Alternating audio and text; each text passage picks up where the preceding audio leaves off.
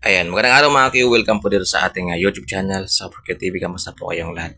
Ang sabi po ng mga bashers at mga inggit kay Elias CTV, laos na daw siya guys. Wala na daw pumupunta sa kanyang gig at nilalangaw na daw. So paano natin i-explain to guys yung nangyari kagabi? Ito yung latest ha. Dito tayo sa latest guys. Ayan kasi ang sabi nila palaos na daw. So paano natin ma-explain yan? Ayan, sobrang daming tao na yan na hindi na halos makita yung lupa sa sobrang daming tao.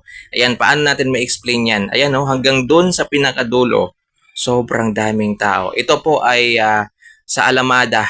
Ayan, North Cotabato lang to guys. Hindi ko na sinama yung ibang pinuntahan ni Elias TV na sobrang daming tao rin. O di ba? So gusto ko lang patunayan sa mga nagsasabi na ito pa po. Yan, alive na alive. Yan, at sobrang daming taong pumupunta sa concert ni Elias TTV. Kayo yung mga sinasabi ninyo guys na nilalangaw, laos na daw, yan, tapos wala na daw pumupunta sa mga gig. Alam nyo ba guys, kahapon daw sa Alamada North Cotabato ay hindi lang po taga North Cotabato yung nandun guys. Marami din pong pumunta doon na mga taga ibang lugar para lang makita, masilayan na kumanta si Elias JTB Mario. So ganun pa po siya ngayon kalakas, humatak. At sa tingin ko mga ka-cute, tatagal pa tong kasikatan na tinatamasa ngayon ni Ohahay. Ayan, kaya sa mga inggit dyan, pikit na lang guys. Ayan, pikit na lang kayo at hintayin nyo po yung ano nyo, yung swerte nyo sa buhay. Kasi sa Elias JTB mga ka-Q, ay chinaga niya rin naman to guys. Hindi naman madali yung naging journey niya para marating yung ganitong estado ng buhay ngayon guys, kung saan marami na po siyang tagahanga. So marami din po siya guys na mga ginawang sacrifices para dito guys, para marating niya kung anong meron siya ngayon. Unang-una na dyan guys ay yung malayo sa kanyang pamilya, sa kanyang anak, sa kanyang asawa para lang makapunta sa mga gig nila na sobrang layo. O 'di ba? Kaya sa mga nagsasabi diyan, yan, sana po tigil-tigilan nyo na yan kasi wala namang, hindi naman kayo magkakapera dyan guys.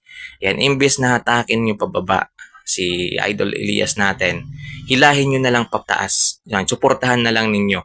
Yan, gumawa kayo ng mga reaction na mas makilala pa siya ng maraming tao. 'Di ba? Katulad ng mga ginagawa namin na sumusuporta sa kanya, guys. Mas lalo naming pinapalawak yung mga nararating ng kanyang mga gig, ng kanyang mga kanta kasi hindi naman lahat katulad niyan.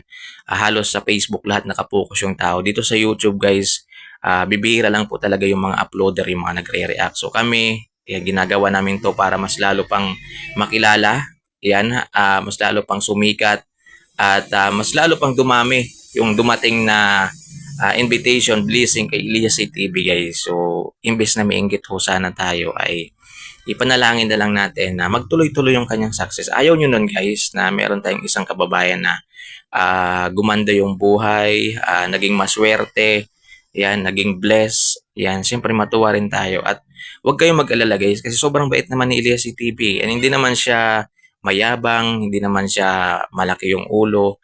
Humble pa rin po siya guys hanggang ngayon. Sa katunayan niya kung ano yung gawi niya dati na hindi pa siya sikat, ginagawa niya pa rin ngayon, kumakain sa mga street food, yan. Ang maganda lang ngayon guys, siyempre mayroon na siyang may pera na siya kahit paano. Nakakatulong na rin sa mga tao.